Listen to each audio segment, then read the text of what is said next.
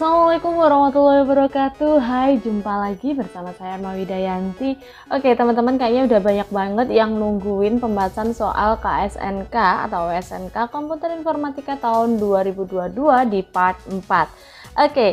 Tapi sebelum saya bahas soalnya, jangan lupa di like, komen, dan share ke teman-teman kamu jika video ini bermanfaat. Jangan lupa subscribe juga kalau nanti ada part selanjutnya kalian bisa langsung tahu. Kita mulai dari soal yang ke-16. Pak Dengklik akan mengadakan pesta untuk memperingati Hari Kemerdekaan di lingkungan RT RW-nya. Pesta ini direncanakan akan mengundang 100 orang warganya. Dalam rangka menyiapkan jamuan yang sesuai untuk para tamu, Pak Dengklek telah mensurvei preferensi setiap warganya terhadap 3 jenis alternatif makanan, yaitu kue apem, bakso, atau cendol. Hasil survei menunjukkan bahwa 20 orang suka makan apem, 30 orang suka makan bakso, dan 45 orang suka makan cendol. 5 orang suka makan apem dan bakso, 6 orang suka bakso dan cendol, dan 1 orang saja yang suka apem dan cendol, dan 1 orang juga yang suka ketiganya. Berapa orang yang tidak suka ketiga jenis makanan tersebut? Jawaban tuliskan dalam bentuk angka saja. Baik teman-teman, untuk menjawab soal ini kita langsung aja membuat data. Jadi jumlah orangnya itu adalah 100, ya kan?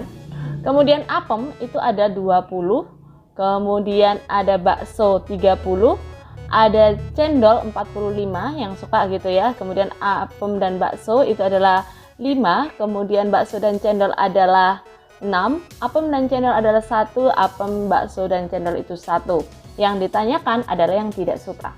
Baik, untuk ini kita sebenarnya belajar himpunan ya teman-teman. Ada irisan di mana kalau kita buat himpunan A itu adalah apem, kemudian B itu adalah bakso, kemudian C itu adalah cendol. Sekarang kita paling gampang adalah masukkan yang paling suka ketiganya. Jadi ada di sini teman-teman. Dia adalah yang suka apem, bakso, dan cendol. Jumlahnya adalah 1. Gini ya. Jadi yang suka ketiga-tiganya irisannya di sini itu adalah 1. Kemudian di sini yang suka bakso, apem dan bakso ada 5 orang. Hanya apem dan bakso saja.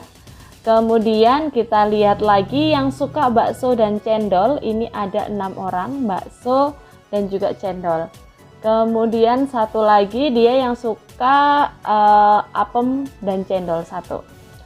Ketika kita lihat data ini, teman-teman perlu diperhatikan 20 ini adalah total dari irisan apem. Jadi angka 20 harus kita kurangi dengan angka-angka ini gitu ya. Berarti gini aja. Untuk A itu sama dengan 20 dikurangi 5 dikurangi 1 dikurangi 1. Paham ya? Berarti A-nya nanti adalah 13. Sedangkan B totalnya adalah 30. 30 tapi dia suka, yang suka ini 5, kemudian yang ini 1, kemudian ini 6. Berarti yang bakso nanti totalnya adalah 18, yang bakso saja. Kemudian untuk cendol, untuk cendol itu adalah 45 dikurangi 6 dikurangi 1 dikurangi 1 totalnya adalah 37 gitu ya. Jadi kita bisa pasangkan di sini 18 untuk bakso, 37 untuk cendol, dan 13 untuk apem. Nah, pertanyaannya adalah sekarang kan dicari berapa orang yang tidak suka ketiganya. Tapi kita total dulu yang suka gitu ya. Yang suka itu siapa aja? Yang suka totalnya berapa dari semua ini? Ada 13, ada 5, ada 1, 18, 6, dan 37. 13, 5, 1, 18, 6, dan 37. Totalnya adalah 81. Maka kalau ditanya yang tidak suka adalah 100 dikurangi 81. Jadi angkanya adalah 19 orang. Kayak gitu teman-teman. Kita lanjut ke soal berikutnya. Soal nomor 17. Berapakah nilai dari 2022 pangkat 2000 kali 100 faktorial mod 707, di mana n faktorial sama dengan n kali n-1 kali n-2 dan seterusnya, sedangkan x mod y berarti sisa bagi dari x dengan y dengan nilai antara 0 sampai y-1. Oke, teman-teman untuk menjawab ini itu sebenarnya teman-teman harus belajar banyak terkait sifat-sifat dari modulo, operasi-operasi modulo gitu ya. Jadi ini nanti singkat aja, tapi teman-teman bisa explore lagi sendiri, bisa belajar lagi terkait modulo itu seperti apa. Ada beberapa hal yang perlu teman-teman ketahui. Jadi dari operasi modulo adalah operasi yang menyatakan sisa bagi antara dua bilangan bulat. Nah, jika N sama dengan AX plus B, maka bentuk tersebut dapat dinyatakan juga dengan N mod A sama dengan B atau N sama dengan B mod A. Nah, ini ada beberapa sifat modulo, ada perkalian, perpangkatan, pembagian, kemudian Fermat-Little teori, kemudian untuk Wilson teori juga, dan juga CRT. Nah, biasanya jika terdapat beberapa sistem kongruensi dengan modulus yang saling koprima, maka sistem kongruensi tersebut memiliki solusi yang unik. Oke, kita kembali ke soal ini tadi. Nah, teman-teman, yang pertama yang kita lakukan adalah memecah menjadi dua operasi ya. Jadi, operasi yang pertama adalah 2002 pangkat 2000 mod 707 dikali dengan 100 faktorial mod 707. Nah, untuk menyelesaikan yang pertama, ini kita pakai Fermat-Little teori atau teorinya Fermat ya. Dimana ini adalah prosesnya, kalau teman-teman tahu prosesnya itu dari 2022 pangkat 100 sama dengan 1 mod 101. Berarti kalau 2022 pangkat 2000 itu sama dengan 2022 pangkat 100 pangkat 20 ya. Atau sama dengan 1 pangkat 20 sama dengan 1 mod 101 kayak gitu. Kalau 2022 pangkat 6 itu sama dengan 1 mod 7, berarti 2022 pangkat 2020 itu bisa jadi atau sama saja sama dengan 2022 pangkat 6 pangkat 337 atau 1 pangkat 307 atau sama dengan 1 mod 7 juga. Berarti di sini sama ya teman-teman. Sisa baginya kan 101 dan 7 relatif prima kan. Maka 2022 pangkat 2000 itu sama dengan 1 mod 707. Paham sampai sini ya? Nanti mungkin bisa dipelajari lebih detail lagi, karena kalau saya harus jelaskan di video ini secara detailnya nanti durasinya terlalu panjang dan kita nggak bisa bahas yang soal-soal berikutnya nih teman-teman. Oke, sekarang kita beralih ke yang teorinya Wilson nih, yang faktorial. 100 faktorial sama dengan 100 mod 101.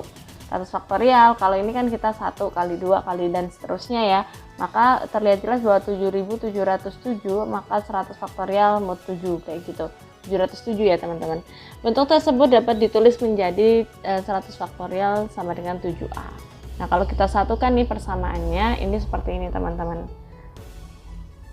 Jadi 700A sama dengan 100 mod 101, A sama dengan 2 mod 101, kemudian 101B plus 72, hasilnya adalah 504. Jadi 100 faktorial sama dengan 7A sama dengan 7, 101B plus 72 sama dengan 707B plus 504. Berarti 100 faktorial itu sama dengan 504 mod 707. Nah, berarti kesimpulan dari nilai semuanya ini teman-teman, karena tadi di sini kan udah kita tahu bahwa 1 mod 707 dan di sini adalah 504 mod 707. Kalau kita kalikan kan tetap aja ya kan, hasilnya adalah 504. Jadi nilai dari 2022 pangkat 2000 kali 100 faktorial mod 707 adalah 504, karena 1 dikali 504 jadi hasilnya adalah 504. Oke, teman-teman di sini bisa cari referensi lain atau cari cara yang lebih detail lagi atau yang lebih singkat lagi. Tapi teman-teman bisa cek hasil dari perhitungannya. Kayak gitu ya teman-teman. Oke, kita bisa lanjut ke soal ke-18 atau soal selanjutnya. Soal nomor 18. Pak Dengklek sedang ingin berkeliling mengunjungi tempat-tempat wisata yang ada di Pulau Jawa. Ada 10 kota yang ingin dikunjungi oleh Pak Dengklek, yaitu Jakarta, Bogor, Bandung, Purwakarta, Tasikmalaya, Cirebon, Semarang, Jogja, Solo, dan Surabaya. Pak Dengklek sudah mensurvei jalur antar kota-kota tersebut dan mencatat biaya perjalanan dengan bus antara beberapa kota. Berikut adalah informasi biaya ongkos bus satu arah dalam antar kota yang didapatkan oleh Pak Dengklek. Berikut ini tabelnya teman-teman. Setiap jalur antar kota bersifat dua arah dengan harga yang sama. Misalkan Pak Dengklek dapat menaiki bus dari Bogor ke Jakarta dengan harga yang sama yaitu Rp30.000. Jika Pak Dengklek harus memulai perjalanan dari Jakarta dan dapat mengakhiri perjalanan di kota mana saja, asalkan semua kota terkunjungi. Berapa total biaya minimal yang diperlukan Pak Dengklek? Oke, teman-teman, di sini kita bisa membuat review dulu ya. Dari awal dulu, kita akan berasal dari kota Jakarta. Maka di sini Jakarta itu bisa ke Bogor, bisa ke Bandung, juga bisa ke Purwakarta. Maka kita coba buat garis seperti ini dulu buat bagan. Jika Jakarta ke Bogor itu adalah 30, Jakarta ke Bandung itu ada 20, kemudian Purwakarta ke Purwakarta adalah 50. Selanjutnya dari Bogor yang sudah ada kita bisa ke Bandung. Di Bandung harganya adalah 80. Selanjutnya adalah kita cek dari Bandung. Dari Bandung itu bisa ke Purwakarta dan juga Tasikmalaya dengan harga 20 dan 30.000. Nah, selanjutnya kita cek dari Purwakarta, ini ternyata hanya bisa ke satu tempat yaitu ke Cirebon. Dan di bawahnya itu ada Tasikmalaya yang juga bisa ke Cirebon. Gitu ya, teman-teman. Oke, selanjutnya kita cek dari Cirebon. Dari Cirebon ini kita cek ada Semarang dan Jogja, di mana harganya ke Semarang adalah 70, sedangkan ke Jogja adalah 50. Selanjutnya kita cek Semarang, ada dua di sini, bisa ke Solo dan Surabaya. Maka kita buat Solo dan Surabaya. Ada 20 dan juga 80. Sedangkan dari Solo kita bisa ke Jogja 20 dan ke Surabaya itu 50.000. Oke, teman-teman udah paham ya cara membuatnya. Jadi teman-teman cek satu persatu, kita buat garis aja sebagai jalurnya dengan berapa biayanya, kayak gitu. Nah, untuk menyelesaikan soal ini kita buat seperti ini tadi. Untuk lebih mudahnya teman-teman, kita mau kemana nih? Yang pertama, kita start dulu. Kita startnya pastikan dari Jakarta ya, karena startnya dari Jakarta. Kalau kita mau ke Bandung dulu dengan harga 20, kita ke Bogornya harus melewati 80, atau kalau balik lagi harus biaya lagi baru ke sini gitu kan. Berarti teman-teman dari Jakarta paling dekat itu memang harusnya Bogor didulukan, daripada nanti kalau ke Bandung dia akan balik lagi ke Bogor. Nah, setelah itu kita Jakarta Bogor asal dan tujuannya dan biayanya ya. Asalnya Jakarta ke Bogor itu 30.000. Nah, tapi jika dari Bogor kita langsung ke Bandung itu 80.000 teman-teman. Maka dari Bogor kita balik lagi aja ke Jakarta. Nah, kalau balik ke Jakarta seperti ini. Selanjutnya dari Jakarta kita barulah ke Bandung. Karena kalau 20 plus 30 kan 50. Kalau dari sini kan 80 ya teman-teman. Bogor ke Bandung kita buat di sini adalah Jakarta Bandung 20. Kita tarik ke bawah ke Tasikmalaya yang paling murah nih teman-teman. Paling murah kan ke Tasikmalaya. Jadi dari Tasik, Bandung ke Tasik itu adalah 20. Nah, selanjutnya kita bisa balik lagi dari Tasik ke Bandung lagi. Kenapa? Karena dari Tasik ini pilihannya hanya ke bawah. Nanti kalau kita naik terlalu mahal ya teman-teman, harus balik lagi. Jadi dari Tasik kita naik lagi ke Bandung. Jadi seperti ini. Nah, setelah dari Bandung kita baru jalan ke Purwakarta karena lebih murah, yaitu 30.000 daripada Jakarta ke Purwakarta. Nah, selanjutnya nih teman-teman, kita kalau dari Purwakarta pilihannya cuma satu ya. Kita lanjut ke Cirebon. Dari Cirebon itu ada 60.000. Nah, dari Cirebon ini sendiri kita kalau Tasik kan sudah ya, berarti kita bisa ke Jogja yang lebih murah. Berarti kita ke Jogja, Cirebon Jogja itu ada 50.000. Dari Jogja kita bisa ke Solo. 20.000 aja kan? Dari Jogja Solo 20.000, dari Solo kita bisa ke Semarang. Nah, Solo Semarang itu adalah 20.000.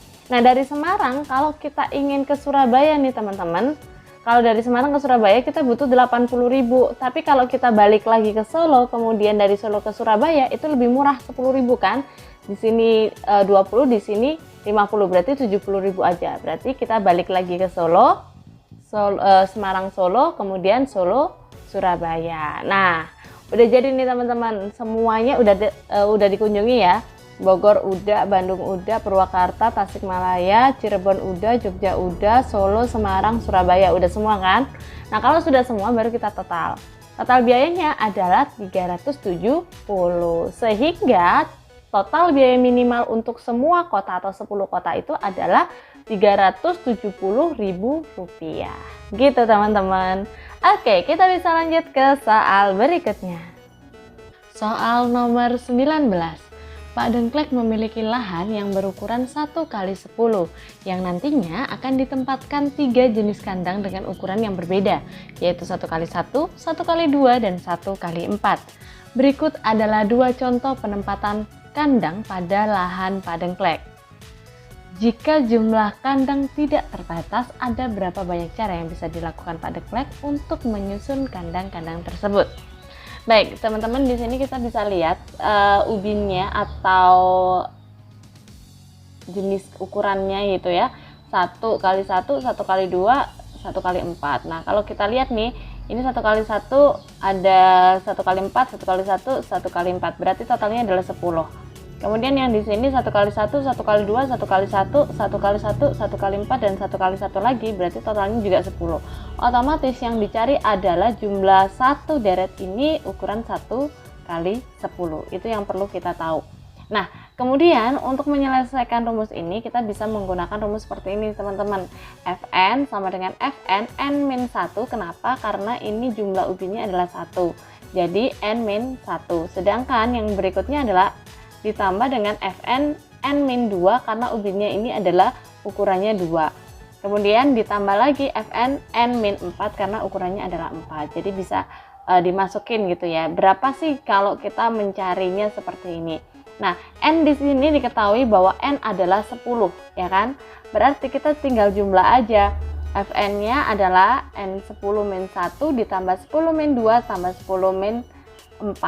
Atau sama dengan F9 tambah F8 tambah F6. Tetapi masalahnya teman-teman, kita belum tahu nih nilainya berapa, ya kan? Kita belum tahu nilainya berapa, F9 itu berapa, F8 berapa, F6 berapa. Maka kita perlu hitung. Yang pertama, defaultnya ketika dia F0 adalah 1. Sedangkan F1 itu F 1-1 ya kan? Kemudian F 1-2, kemudian 1-4. Kalau 1-1 ini bisa kita ambil dari angka 1 ini ya, berarti F0. Kemudian kalau minus nggak usah kita hitung, jadi 00, F1 nilainya adalah 1. Oke, paham sampai sini? Kita lanjut ke F2. Kalau F2 kita masukkan sama caranya 2-1, 2-2, dan 2-4. 2-1 itu 1, 2-2 0, kemudian 2-4 kita nggak hitung karena dia negatif. Berarti F2 itu sama dengan 1 plus 1 sama dengan 2. Lanjut ke F3 sama caranya, berarti F2 tambah F1 tambah 0 karena 3-4 masih minus ya teman-teman. Jadi F2 nya angka 2, F1 nya 1. Jadi F3 itu adalah 3. Nah, kalau F4 berarti F4 ini 3, 2, dan 0. Berarti F3 nilainya 3, F2 nilainya 2, F0 nilainya 1.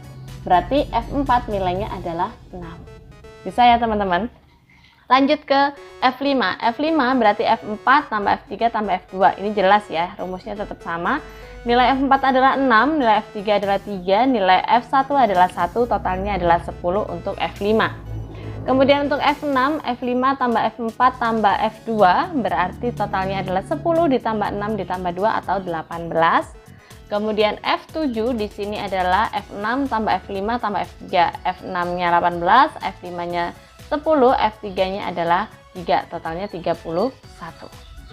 F8 itu adalah F7 tambah F6 tambah F4, 31 tambah 18 tambah 6 gitu ya.